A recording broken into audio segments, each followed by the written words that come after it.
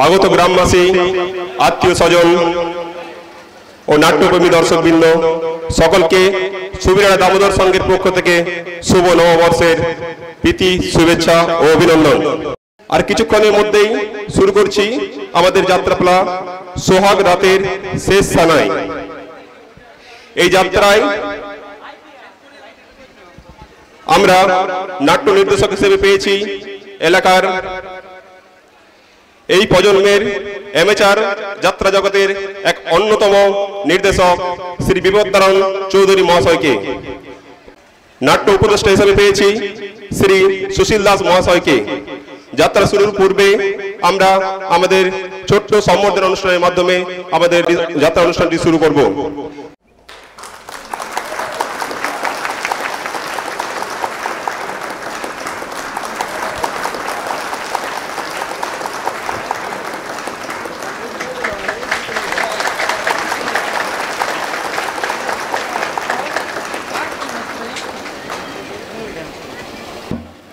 একটি বিশেষ ঘোষণা। নাটকের প্রয়োজনে মঞ্চে ধূমপান ও মদ্যপান চিত্রিত হলেও আমরা ধূমপান ও মদ্যপানের সম্পূর্ণ বিরোধী। ধন্যবাদ। ঘোষণাটি শেষ হলো। নমস্কার নমস্কার নমস্কার নমস্কার নমস্কার নমস্কার। যুগাবতার পরম পুরুষ ঠাকুর শ্রী রামকৃষ্ণ পরমহংসদেবের পদধূলি মাথায় নিয়ে গ্রাম্য দেবী মা মঙ্গলচণ্ডী চরণে প্রণাম জানিয়ে শ্রী শ্রী রাধা গোবিন্দের পাদপদ্মে ভক্তি পুষ্পাঞ্জলি অর্পণ করে সুবিরাড়া দামোদর সংঘ হরিনাম কমিটির সক্রিয় সহযোগিতায় সমাগত নাট্যপ্রেমী দর্শক বন্ধুদের শুভ নববর্ষের আন্তরিক প্রীতি ও শুভেচ্ছা জানিয়ে শুরু হচ্ছে এক রহস্য ঘন রোমাঞ্চকর অশ্রুসজল সামাজিক যাত্রাপালা সোহাগ রাতের শেষ সানাই। রচনা রচনা রচনা ডাক্তার তাপস কুমার।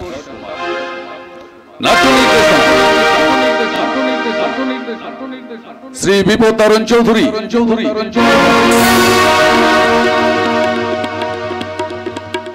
নাট্য উপদেষ্টা শ্রী সুশীল দাস।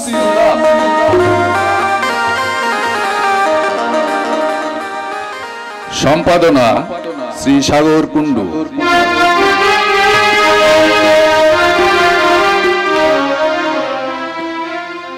আলো ধ্বনি ও রূপসজ্জা মা দুর্গা ডেস হাউস বল্লভপুর।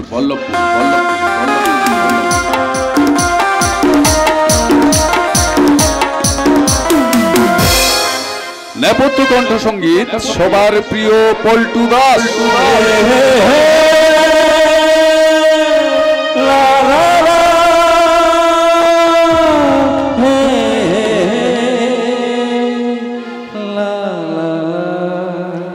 কোষাধ্যক্ষ মহাদেব মন্ডল ও ভ্রমর বাদ্যকর। সহযোগিতায় সুবিরাড়া গ্রামবাসী বৃন্দ, সমাগত গ্রামবাসী, আত্মীয় স্বজন, নাট্যপ্রেমী দর্শক বন্ধু এবং প্রশাসনিক বিভাগের সকলকে যথাযোগ্য সম্মান ও ধন্যবাদ জানিয়ে গত 22 এপ্রিল কাশ্মীরের পাহেলগ্রামে জঙ্গি হামলায় নিহত পর্যটকদের আত্মার শান্তি কামনা করে শুরু করছি 1432 বঙ্গাব্দের এক আলোড়ন সৃষ্টিকারী সামাজিক যাত্রাপালা সোহাগ রাতের শেষ সানাই।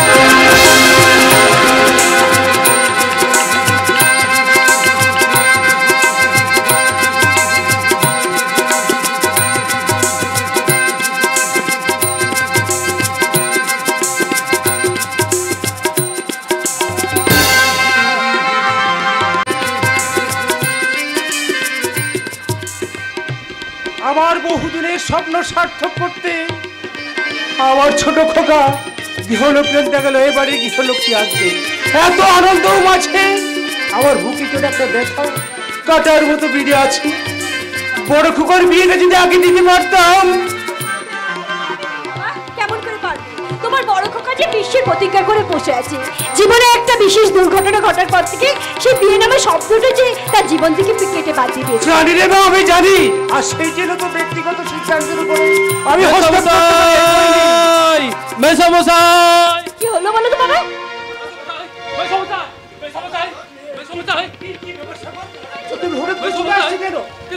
কাজে রওনা হয়ে গেছে, কিন্তু মাঝপথে হঠাৎ বড় ট্যাক্সি।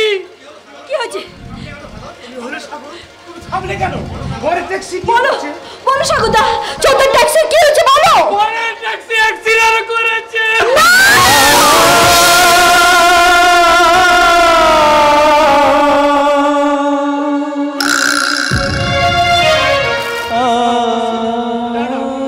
হতে পারে না, তুমি হয়তো ভুল দেখেছো। ভুল নয় মেসমশাই, ভুল নয়। আকাশ আবিরে রক্তাক্ত ওই চৈতন্য দেহটাকে হাসপাতালে নিয়ে গেছে, আর সেই দুঃসংবাদটা জানাতেই আমি। চুপ করো সাগর, চুপ করো। ওখানের কাল বৈশাখী আর তার সৌদটাকে দুরসাত করতে পারবে না। আবার সব ঠিক হয়ে যাবে। ওরে সারাইটা বন্ধ করলি কেন? সারাইয়ের সুর কানে না গেলে আমার আবিরে যে গান ফিরবে না। সারাই বাজা, তোরা জোরে জোরে সারাই বাজা। তুমি যদি এমন করে, তুমি যে অসুস্থ হয়ে পড়বে বাবা। আরে মা, আর আমার কোনো কিছু হবে না। শত আঘাত সইতে সইতে এই বুকটা আমার পাথর হয়ে গেছে। মেসমশাই, এই দেখো, তুমি আবার কাঁদছো কেন? কাঁদবে না, একদম কাঁদবে না বলছি। আমার মন বলছে আবির হয়তো তখন সুস্থ হয়ে উঠেছে। নির্ধারিত নামলে না হলেও অন্তত শেষ লগ্নে তুমি তোমার বোনকে আবিরের হাতে সমর্পণ করবে। চলো। তুমি তোমার বোনকে অন্য পাত্রের সন্ধান করো সাগর।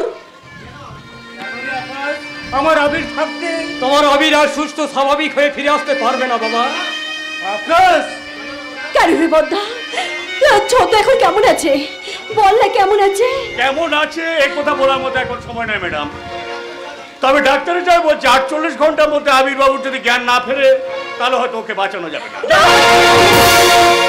হ্যাঁ, আর তাছাড়াও মাথায় গুরুতর আঘাত লাগার জন্য হয়তো চিরকালের জন্য অন্ধ হয়ে যেতে পারে।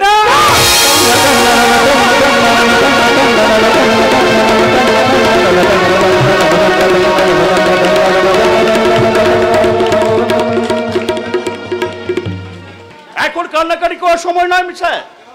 যেভাবে হোক আবির বাবুকে বাঁচাতে হবে, আর তার জন্য প্রয়োজন এক বোতল রক্ত। এমনই দুর্ভাগ্য যে আমি গোটা ব্লাড ব্যাংক খুঁজে এক বোতল রক্ত জোগাড় করতে পারিনি। কোন গ্রুপের রক্ত চাই? ও নেগেটিভ। ও নেগেটিভ। আমার তো রক্তের গ্রুপ ও নেগেটিভ ডাক্তার বাবু। আপনার গ্রুপ ও নেগেটিভ, তাহলে আর দেরি করবেন না, আপনি আসুন, এখনই আমার সঙ্গে আসুন। অন্তত এক বোতল রক্ত দিয়ে আবির বাবুর প্রাণ বাঁচান। আসুন। তুমি আর অমত করো না বাবা। আমি তোমার পিতৃ তুল্য, আমার পুত্রের প্রাণ রক্ষার জন্য আমি তোমার কাছে ভিক্ষে চাইছি বাবা। এক বোতল রক্ত তুমি আমার ভিক্ষে দাও।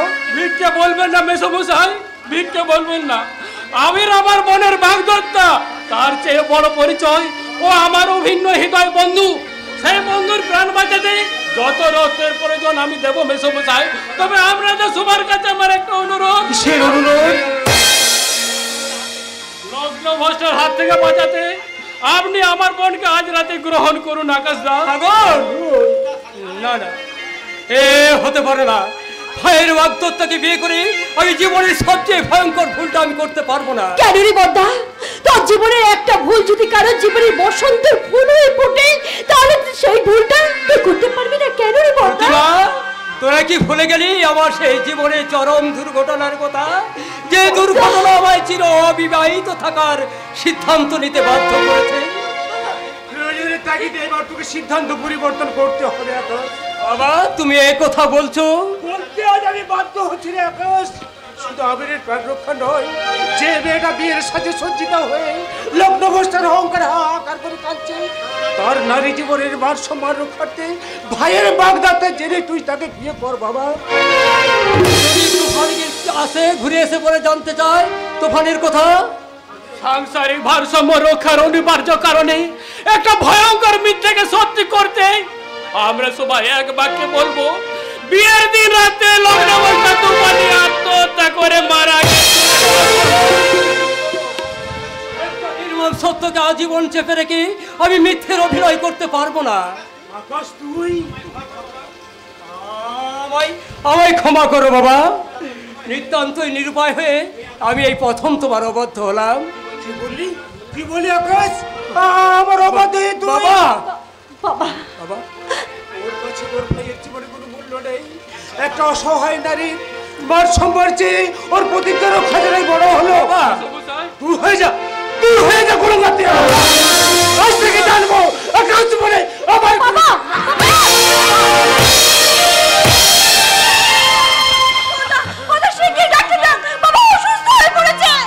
যাচ্ছি, আমি এখনই যাচ্ছি। খবরদার, অর্ধবাদ্য করুণা গ্রহণ করেছে, মৃত্যু আমার কাছে অনেক ভালো। ওকে তোমরা চলে মধ্যে সাগর, ওর নিঃস্বার্থ বিশ্বাসে এবারে পরিবেশ একদম বিষয় হয়ে উঠেছে।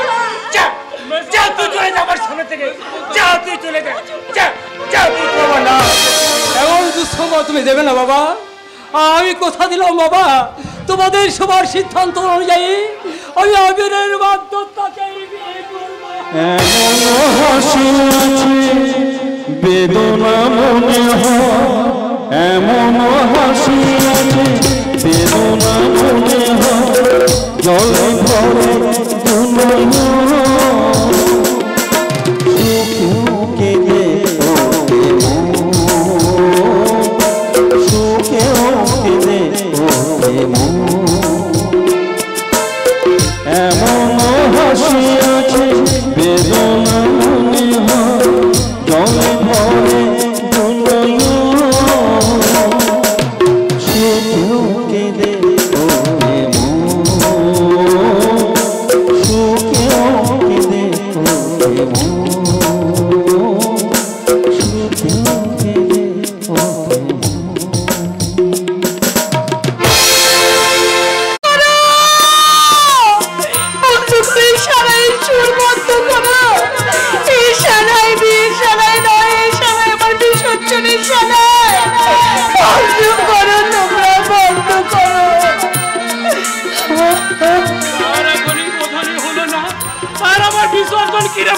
দাদা, দাদি ফিরে এসেছে দাদা। আমার আবির কেমন আছে দাদা? আমার আবির কেমন আছে? ভালো নেই রে বোন, ডাক্তার মাত্র 48 ঘন্টা সময় দিয়েছে। দাদা, জ্ঞান না ফিরলে দাদা, আর জ্ঞান ফিরলেও আবির চিরদিনের মতো অন্ধ হয়ে যায়। আর কেন দাদা? ওই সারাই সুরটাকে বন্ধ করে দিতে বল। নিবি বেল সমস্ত আলোক সজ্জা আর এই তুফানের এই বিয়ের শ্বাস থেকে খুলে নিয়ে তোরা তোকে নতুন সাজে সাজিয়ে দে। লগ্ন অষ্টমী তোমার সাজে দাদা।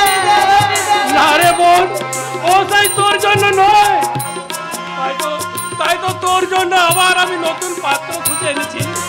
কি বলি দাদা? আবিরের অসহায়তার সুযোগ নিয়ে আমি স্বার্থপরের মতো পরমাল্য অন্যের গলায় তুলে দেব? না দাদা, না, তা কখনো হয় না দাদা। অসম্ভব। আবির ছাড়া এবার আমি কাউকে দেব না দাদা, কাউকে না। 48 ঘন্টার মধ্যে যদি কোনো দুর্ঘটনা ঘটে যায়, আমার মন বলছি আবির ঠিক সুস্থ হয়ে ফিরে আসবে দাদা, দেখবি। অন্ধ হলেও তাকেই আমি আমার স্বামী বলে বরণ করে নেবো দাদা। কিন্তু সেদিন কি আবির তোর মতো একটা লগ্নভ্রষ্ট মেয়েকে বিয়ে করতে রাজি হবে? দাদা, আত্মীয় স্বজন সমাজ সংসারের চাপে আবির যদি তোর জীবন থেকে সরে দাঁড়ায়, তাই সব সমস্যার সমাধান করে দিয়ে আমি আত্মহত্যা করবো দাদা।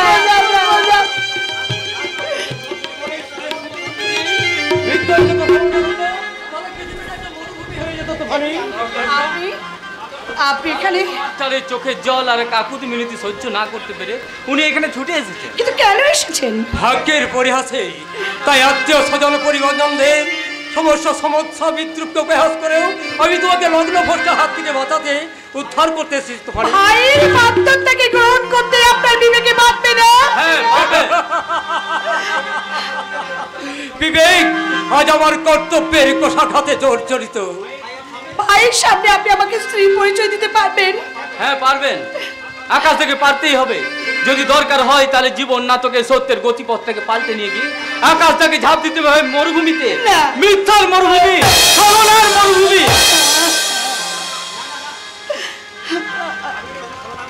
না না না, আমি আমি কোনো চলনা করতে পারবো না, কিছুতেই চলনা করতে পারবো না।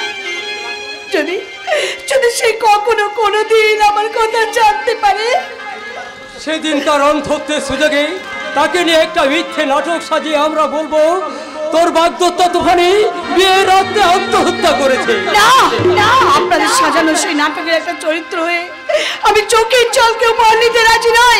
তাই সত্যি সত্যি আত্মহত্যা করে। না তুফানি, আর কিছুক্ষণ তো অপেক্ষা কর।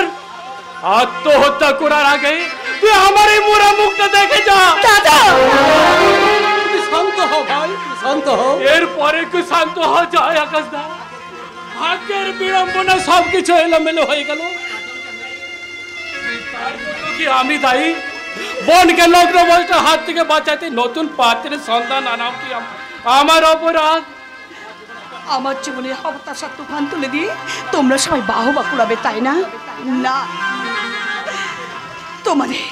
তোমাদের সৃষ্টি সেই চরিত্রে আমি একটা নতুন চরিত্র জুড়ে দিলাম, আর সেই চরিত্রের নাম হবে।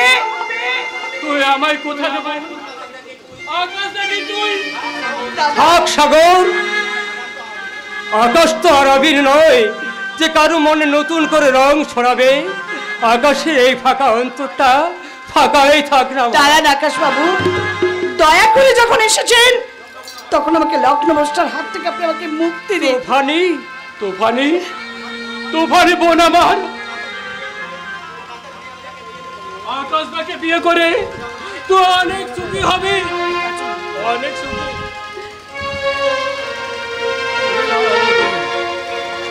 সাত পাকে বাঁধা, সাত পাকে বাঁধা, সাত পাকে বাঁধা, সাত পাকে বাঁধা, সাত পাকে বাঁধা।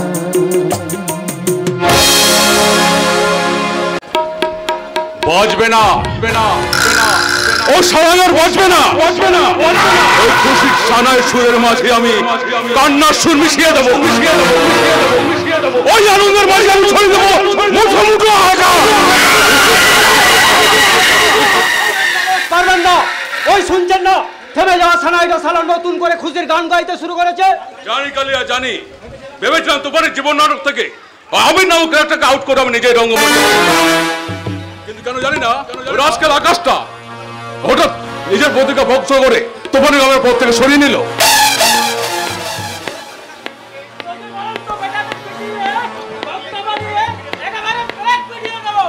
না, ওই আকাশ বাবুর ব্যবস্থা আমি করব, আর তার জন্য কাল রাতে তুফানের বিশেষ গেস্ট হিসেবে আমি যাবো তুফানের শ্বশুর বাড়ি। ইয়েস, এই যাক সেসব কথা, এই নে তোদের পারিশ্রমিক 5,000 টাকা। হ্যাঁ, স্পট রেকর্ড বলছিলাম 10,000 দেবো। আমি তো সারা লরিটাকে মাঠ বরাবর চালিয়েছিলাম, কিন্তু ওই সারা ট্যাক্সি ড্রাইভার হঠাৎ কাটিয়ে না নিলে ট্যাক্সির সমেত আবির বাবুকে রোডের উপরে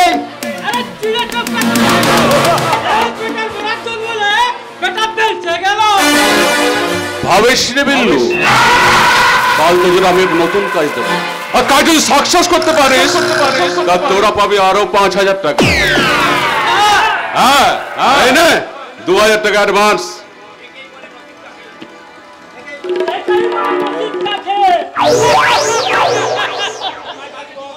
কিন্তু গাড়িটা কি বস? এখন নয়, কন্ডিশন বুঝে আমি প্রিপারেশন নেবো। আপনার যে কোনো কাজের জন্য আমরা শুধু একটা কথা মনে রাখ কালিয়া, কাল আমাদের অপারেশন টাইম হবে ঠিক রাত 12টায়, 12টায় স্পট হবে ওই তুফানের শ্বশুর বাড়ি।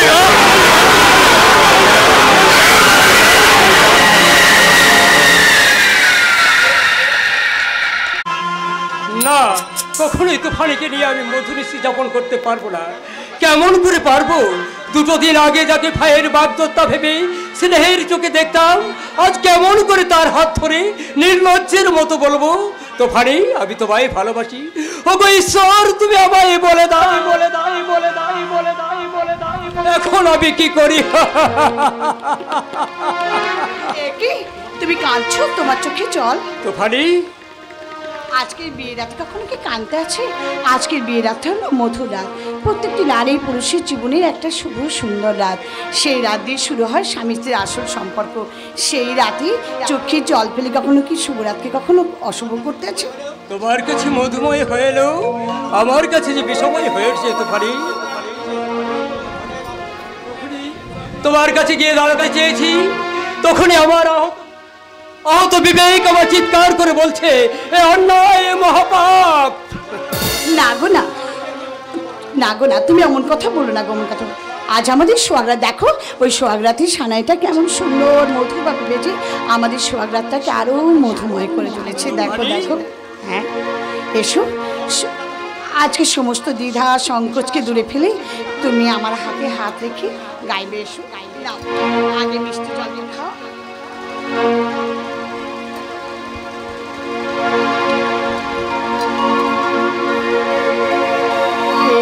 চাঁদনি রাতে তারা ভরা সন্ধ্যা,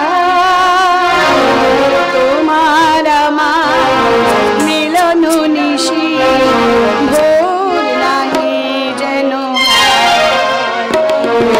চাঁদনি রাতে তারা ভরা সন্ধ্যা,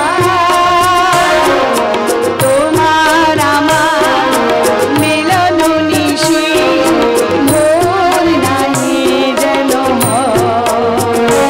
এই চাঁদনি রাতে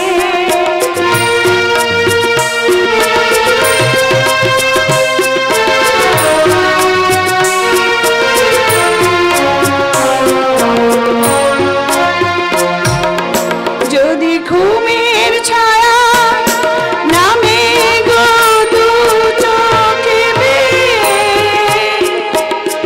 তোমার আমার মধুর নিশি যায় না যেন গো বয়ে।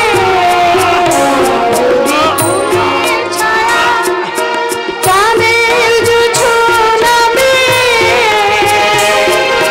তোমার আমার মধুর নিশি যায় না যেন গো বয়ে।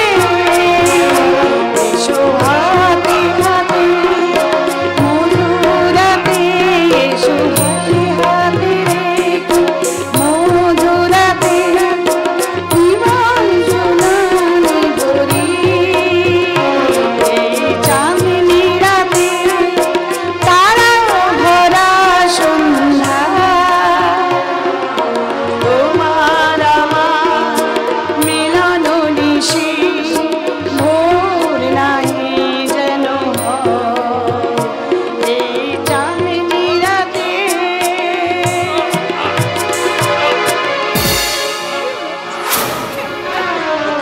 বুকটা আমার চলে গেল, কি হলো? আমার বুকটা চলে গেল। বাবা, প্রতিভা, তোমরা কে কোথায় আছো? কি হয়েছে কাঁচা? দেখি তুমি তুমি এমন ঝটপট করছো কেন? বুঝতে পারছি না কাঞ্চন, আমার বুকের ভেতরটা কেমন অস্থির অস্থির করছে, পেটের ভেতর অসহ্য যন্ত্রণা। এ অঘটন ঘটলো কেমন করে? আমি তো তাই ভাবছি, আমি স্ত্রী হিসেবে এই ফুলসজ্জার প্রথম রাতে ওকে আমি মিষ্টি জল মুখে তুলে দিয়েছিলাম। তারপরে ও আপনি চিন্তা করবেন না বৌদি, সারাদিনের উপসী শরীর তো, তাই হঠাৎ মিষ্টি জল খেয়ে পেটে গ্যাস ফর্ম করেছে। আমি ডাক্তারবাবুকে ডেকে নিয়ে আসি, ডাক্তারবাবু এলে দেখবেন সব ঠিক হয়ে যাবে। না কাঞ্চন না, গ্যাস নয়, আমার মন বলছে ওই মিষ্টির মধ্যে কোনো কিছু হয়তো মেশানো ছিল। ঠিক ধরেছ, আর সেটা হলো তোমার ওই মিষ্টির মধ্যে আমি বিষ মিশিয়ে দিচ্ছি। সবাই মিলে আমাকে জোর করে তোমার সাথে বিয়ে দিলেও আমি তোমাকে স্বামী বলে কখনোই মেনে নিতে পারি না। বিষ খাই আমি একের চিরজীবনের মতো, আমার জীবনের তোমাকে আমি সরিয়ে দিলাম। তোমাকে আমি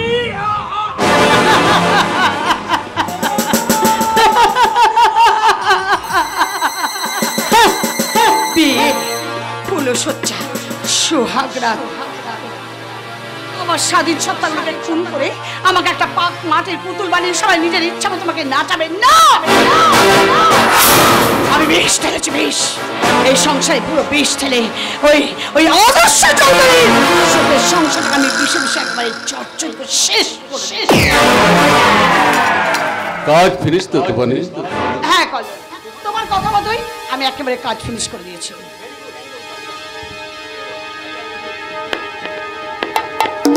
ভেরি গুড। কালিয়া বিল্লু, আয় রাতে অন্ধকারে রাস্তায় নদীর জলে ভাসিয়ে দিবি। যা কুইক। আকাশ দার জীবন এইভাবে অন্ধকারে হারিয়ে যাবে? না না, আমার প্রাণ যায় যাক, কিন্তু আকাশ দার জীবন আমাকে বাঁচাতেই হবে।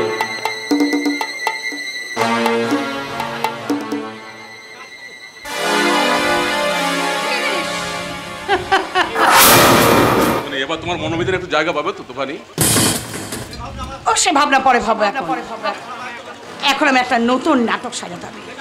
আর সেই নাটকের মূল বিষয়বস্তু হবে ফুলশয্যা রাতে আকাশ চৌধুরী তার স্ত্রীকে ছেড়ে দিয়ে সে নিরুদ্দেশের পথে পাড়ি দিয়েছে। Very good, very good. সবাই জানবে আকাশ বাবু নিরুদ্দেশ হয়ে গেছে, আর শুধু আমরা জানবো আকাশ বাবু মারা গেছে।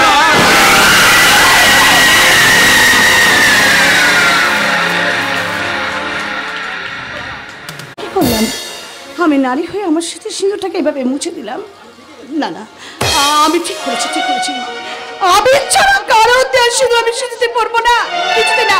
তাই সেই সিঁদুরটাকে আমি না না না, এই সিঁদুর নিয়েই তো আমাকে আবিরের জন্য অপেক্ষা করে থাকতে হবে। এই সিঁদুরটাকে মিশিয়ে আমি আবার আবিরের দেওয়ার সিঁদুরের সিঁদুরটাকে আমার লাগিয়ে নেব। হ্যাঁ, এবার আমাকে নাটক শুরু করতে হবে, একটা নাটক। হ্যাঁ, আর তো আমার চলবে না, এবার নাটক শুরু।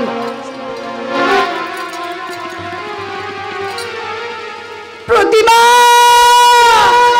বাবা, আপনারা ছুটে আসুন, আমার সর্বনাশ হয়ে গেছে, আমার সর্বনাশ হয়েছে। কি হয়েছে বৌদি? এইভাবে চিৎকার করে কাঁদছো কেন? আমার যে কপাল ভেঙেছে ঠাকুরজি। তোমার দাদা আমাকে ছেড়ে দিয়ে বাড়ি থেকে চিরদিনের মতো চলে গেছে। হ্যাঁ ঠাকুরজি, হ্যাঁ, আজ যাবার সময় বলে গেছে তোমার বাবার কথা রাখতে আমি তোমাকে বিয়ে করলেও আমি কখনো তোমাকে আমার স্ত্রী বলে মেনে নিতে পারবো না। কি বললে বৌমা? আমার আকাশ? না দাদা, এ হতে পারে না। আমার আকাশ কখনো এমন নিষ্ঠুর কাজ। তাহলে আপনি কি মনে করছেন আমি আমি মিথ্যে কথা বলে আপনার ছেলেকে কোথাও লুকিয়ে রেখেছি? বৌমা, এই দেখুন, দেখুন না বাবা, আমার গলার মালাটাকে কেমন করে ফেলে দিয়ে আমাকে ধাক্কা মেরে, আমি বাধা দিয়েছিলাম বলে আমাকে ধাক্কা মেরে মাটিতে ফেলে দিয়েছে, চলে গেছে বাবা। বৌদি, বৌদি তুমি একটু শান্ত হও, বৌদি একটু শান্ত হও তুমি। এবার আমার কি হবে ঠাকুরজি, তোমরা বলো না, এবার আমার কি হবে আমাকে বলে দাও না তোমরা। বাবা, আপনি বলুন না, এবার আমি কি করবো? আপনি আমাকে বলুন না বাবা, আমার কি হবে বাবা? যে ফুলশয্যা রাতে স্বামীর হাত ধরে মেয়েরা, প্রত্যেকটা মেয়েরা সুখের স্বপ্ন দেখে, সেই রাতে যদি তার স্বামী ঘর ছেড়ে পালিয়ে যায়, তাহলে আমি কেমন করে বাঁচবো? আপনারা বলে দিন না বাবা, বলুন না। বৌদি চুপ করো বৌদি। তোমাকে সান্ত্বনা দেওয়ার মতো ভাষা আমার নেই, তবু আমি তোমাকে কথা দিচ্ছি বাবা, যেখান থেকে হোক, যেমন করে হোক, আকাশকে আমি ফিরিয়ে আনবো। আর যদি ফিরে না আসে বাবা, তোমার এই বুড়ো ছেলেটাকে প্রাণ ভরে অভিশাপ দিয়ে ঈশ্বরের কাছে তার মৃত্যু কামনা করবে। বাবা, বাবা বাবা তুমি এসব কি বলছো? কি অনেক দুঃখের কথা বলতে বাধ্য হচ্ছি রে মা। বাঁচতে আর আমার এতটুকু ইচ্ছে করে না। এক ছেলে মৃত্যু শয্যায় প্রহর গুনছে, আর এক ছেলে বাবার উপর অভিমান করে নিজের স্ত্রী ছেড়ে চিরদিনের মতো চলে গেছে। তার আগে আপনি আমাকে জবাব দিন তো আদর্শ চৌধুরী, কেন কেন আপনি আপনার বড় ছেলের সঙ্গে বিয়ে করতে আমাকে বাধ্য করলেন? কেন এভাবে আমার জীবনটাকে আপনি নষ্ট করলেন? বলুন কেন? আকাশের সঙ্গে বিয়ে না দিলে তুমি যে লগ্ন ভ্রষ্ট হয়ে যেতে। নষ্ট হলেও তো আমার জীবনটা এভাবে নষ্ট হয়ে যেত না। আর যদি আবির আমার সামনে আসে, সে যদি আমাকে জিজ্ঞাসা করে, তাকে আমি কি জবাব দেবো? আপনি আমাকে বলে দিন, আমি কি জবাব দেবো? তোমাকে কোনো পরিচয় দিতে হবে না বৌমা। আবিরের কাছে তোমার সমস্ত পরিচয় গোপন করে বলবো। বিয়ের রাত্রে আবিরের তোফানি আত্মহত্যা করে মারা ঠিক বলেছেন বাবা, আপনি ঠিক বলেছেন। আবিরের তোফানি তো মারাই গেছে। আর আচ্ছা, কি আপনারা দেখছেন? সে তোফানি নয়, সে তোফানির প্রেতাত্মা বাবা।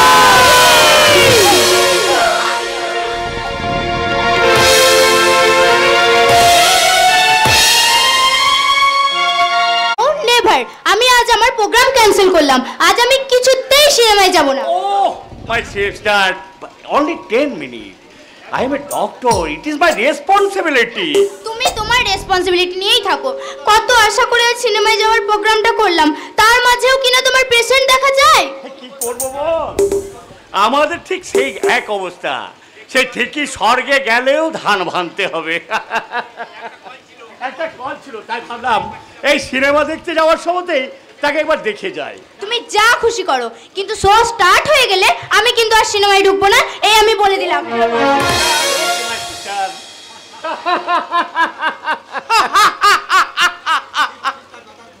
সিস্টার, ব্রাদার, ব্রাদার বলে আজ আর কিচ্ছু নেই। ভাই বোনের মধুর সম্পর্কটা আর মিথ্যে। আরে বাবার শব্দটা সাতের সেকলে জব্দ। দাদা, দাদা, ওকে দেখে আমার যে বড় ভয় করছে দাদা। ভয় পাওয়ার কি আছে? ও তো আমাদের মতো সাধারণ মানুষ। না, আমি মানুষ নই। যদি মানুষ হতাম তাহলে ওরা কি আমায় এভাবে হাতে পায়ে বেড়ি লাগিয়ে জোর করে বেঁধে রাখতো? এক টুকরো খাবার আর এক ফোঁটা জলের জন্য কি আমাকে চিৎকার করতে হতো? না না না, আমি মানুষ নই, আমি মানুষ নই। পাগলা কুত্তা, পাগলা কুত্তা। এক্সকিউজ মি ডক্টর, আজ সকাল থেকে পলাজনকে বেশি অস্বাভাবিক আচরণ করছে, তাই আমি আপনাকে কল করেছিলাম। কাল নিয়ে করে ভালো করে চেক আপ করুন তো। ওকে,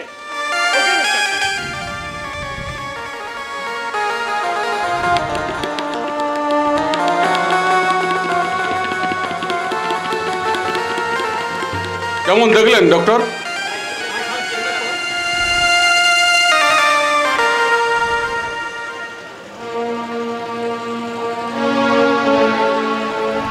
কেমন দেখলেন ডক্টর?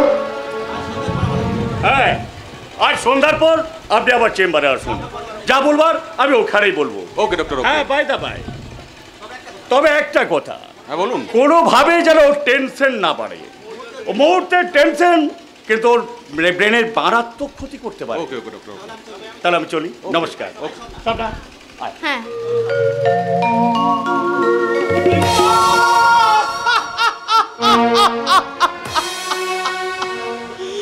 মৃত্যু ছাড়া এই বিপদ থেকে আমার বিস্তার নেই।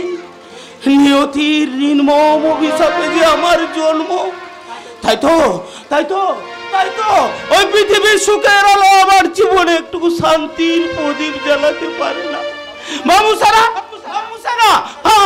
আপনার বিশ্বাস করুন, আপনার বিশ্বাস করুন, ওই ওরা জোর করে আমার উন্মাদ সাজিয়ে রেখেছে। আমি উন্মাদ নই মামু স্যার, আমি উন্মাদ মানে তুই ওটা বদ্ধ পাগল, বদ্ধ পাগল, বদ্ধ পাগল। খবরদার, আর একবার উচ্চারণ করলে তোমায় আমি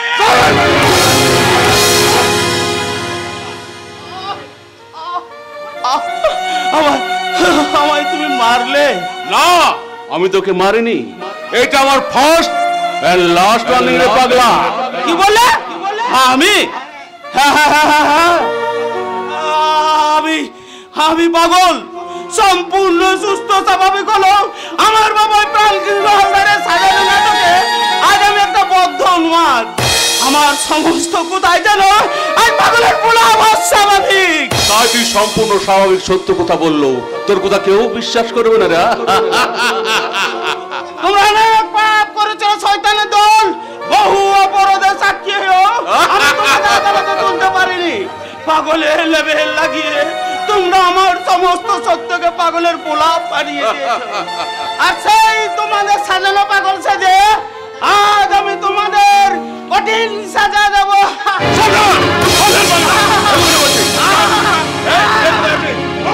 চুপ! এই পাগলে পাগলামি হাত থেকে কেউ তোকে রক্ষা করতে পারবে না। এমনি করে তোমার গলা সাগর ভাষা গিয়ে আমি খুন করবো।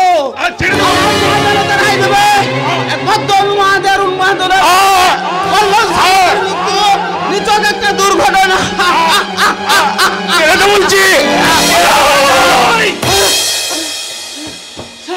স্যার, আপনি এসেছেন স্যার? না এতক্ষণ হয়তো আমাকে তোমার লাশটা মেয়েতে পড়ে থাকতো, আর পুলিশ এসে আমাকে হাত করা পড়াতো, আর আদালতে তোমার নামে জবাবদিহি করতে হতো। কিন্তু এই বদ্ধ উন্মাদ থেকে পাগলা গারদে না পাঠিয়ে বাড়িতে রেখেছি কেন? হরে কৃষ্ণ, হরে হরে। স্যার, কিন্তু কি করবো কি বলো ম্যানেজার? পাগল হলে ও তো আমার একমাত্র সন্তান, তাই ওকে কি আমি পাগলা গারদে পাঠাতে পারি? হরে কৃষ্ণ। কিন্তু স্যার, ওর ব্যাপারে তুমি যেন কিছু মনে করো না ম্যানেজার। সুস্থ হলেও নিজে নিজেই তোমার কাছে ক্ষমা চেয়ে নেবে। হরে কৃষ্ণ। কি আমায় তোমরা হতে দেবে? হরে কৃষ্ণ। হে হে হে হে। আরে তুই সুস্থ না হলে আমার এই বিষয় আশয় সম্পত্তি কে দেখবে? আরে ডাক্তারবাবু বলেছেন মানে তুই কিছুদিনের মধ্যে সম্পূর্ণ সুস্থ হবি। আমি তোর বিয়ে দেবো, তুই সংসারী হবি, আর সেই সংসারে আমি। হরে কৃষ্ণ। হে বাবা বাবা বাবা, সকাল বিকাল ডাব খেলে মাথা ঠান্ডা থাকে। নে নে নে, খাও খাও খাও। হরে কৃষ্ণ কৃষ্ণ কৃষ্ণ হরে হরে, হরে রাম রাম রাম হরে হরে। হে হে। কি আমার মাথাটা ঝিমঝিম করছে কেন? চোখের সামনে সব কিছু বল করে ঘুরছে কেন? তুমি কি খালে বাবা? আমার কি খালে বাবা? কি খালে? অমৃত, যে অমৃত পান করলে স্বর্গ শুভ লাভ করা যায়। হরে কৃষ্ণ।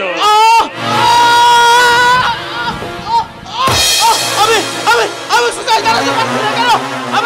আমার চোখ ধরে বলতে হচ্ছে কেন? অবশ্যই যাচ্ছে কেন? বাবা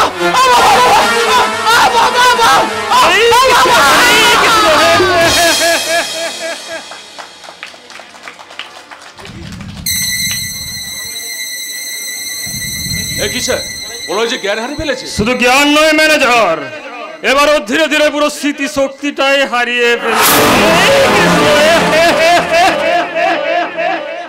নিজের ছেলেকে আপনি এইভাবে থামো তো। যখন ছেলে আমার নিজের স্বরূপটা জানতে পারবে তখন কি আমায় বাস দেবে না ভেবেছো? ওকে ওর ঘরে পৌঁছানোর ব্যবস্থা করো। ওকে স্যার, ওকে। এই কে কোথায় আছিস? নতুন চলো, ওকে ওর ঘরে পৌঁছে দে। ঠিক আছে বস।